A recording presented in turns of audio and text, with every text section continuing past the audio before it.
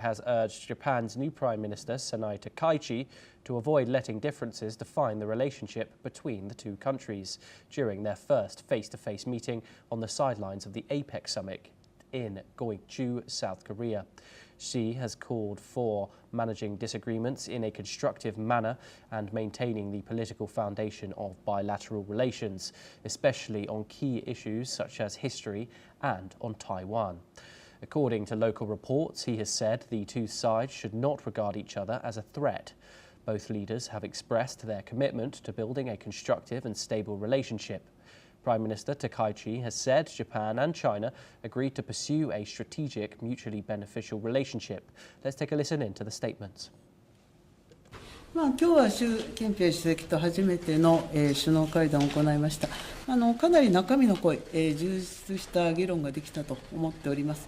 でまず確認したのは、日中間で戦略的互恵関係、それから建設的、かつ安定的な関係、これを構築していくという大方針でございます。例えば尖閣諸島を含む東シナ海の問題、またレアアースなどの輸出管理の問題、それから邦人拘束についての懸念、それから中国在留邦人の安全性ですね、これを確保していただきたいといったこともお伝えしました。Takaichi, Japan's first female prime minister, said she had spoken frankly with Xi about pending issues, including Beijing's export controls on rare earths. She also emphasized the importance of dialogue and cooperation to reduce tensions and build trust. Now we're joined by our guest, Dr. Satoru Nagao. He's a fellow at the Hudson Institute, and he joins us live from Tokyo. Thank you very much for joining us, Dr. Nagao, on this pressing issue coming out of Southeast Asia. Now, of course, there have been multiple differences coming out of these talks. Could you tell us a little bit further about the relationship between Japan and China and why it is so complicated? Prime Minister Takaichi is a courageous leader, so that's why she mentioned about many difficult issues. But at the same time, she tried to continue the strategic relationship with China as a business-like relations, not lovely relation. But at the same time, this is a very good and not emotional relation. Why China's relation with Japan was so tense? Because China's, of course, territorial expansion. Because before 1970, China hasn't claimed the Senkaku Island of Japan as their territory. But even if the map made in China clearly mentioned this is part of Japan. But after that, China start to change the claim, and they claim the Senkaku Island as their territory. So that is typical example. In case of India-China border, in case of the South China Sea, we can see the same thing, that they change the territorial claim along with their will and expanding. So that's why China's threat is real for Japan. Japan is frontline country when we talk about China. But at the same time, many leaders in the past hesitate to mention about this in front of the Chinese leaders because economic relation is beneficial for these countries, including Japan. So that's why this time, Prime Minister Takaichi sworn in. She was a politician who has fought with the China's territorial expansion for a long time.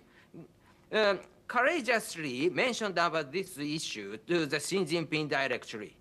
So that's why there are many differences as appears as a summit, part of summit, but at the same time, this is not meaning this is just beginning of fight.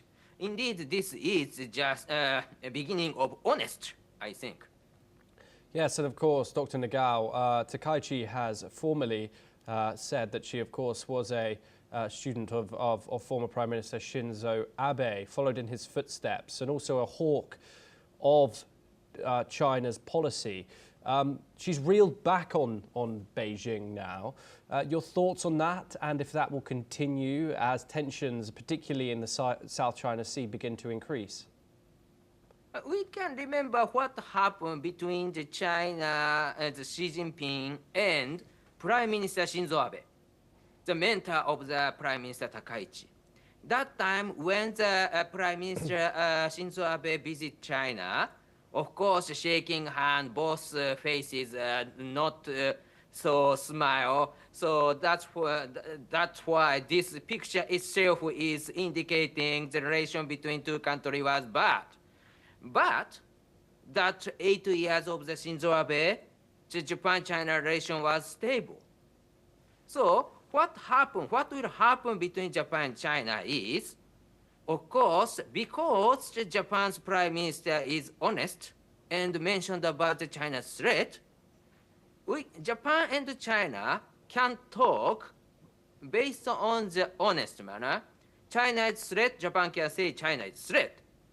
And in this case, business with China is important. Yes, Japanese leader can say that. That is honest-based relation. So China does not like this Prime Minister, Shinzo Abe, they dislike. Takaichi also, they dislike. But relation could be stable because what they need to say is clear. And when one leader say honestly, in this case, other side do not think they are weak leader. Yes, Dr. Nagao, thank you very much for joining us here on NewsX World. It's a pleasure to have you on. You are staying with us, of course. Taiwan's President Lai Ching-te has reaffirmed that the island will never accept China's one country, two systems model. He has said that Taiwan must safeguard its freedom, democracy and national sovereignty.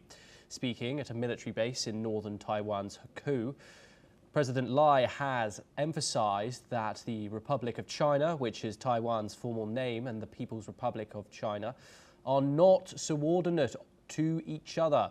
He has also reiterated that Taiwan's future can only be decided by its 23 million people. Additionally, Taiwan has also continued to strengthen its defense capabilities. So far, it has received 80 out of the 108 M1A2T tanks ordered from the United States, which is its key security partner and arms supplier. Meanwhile, across the Taiwan Strait, growing tensions are also being felt in the Philippines' northmost province of Bataan, which is just 140 kilometers from Taiwan's southern tip.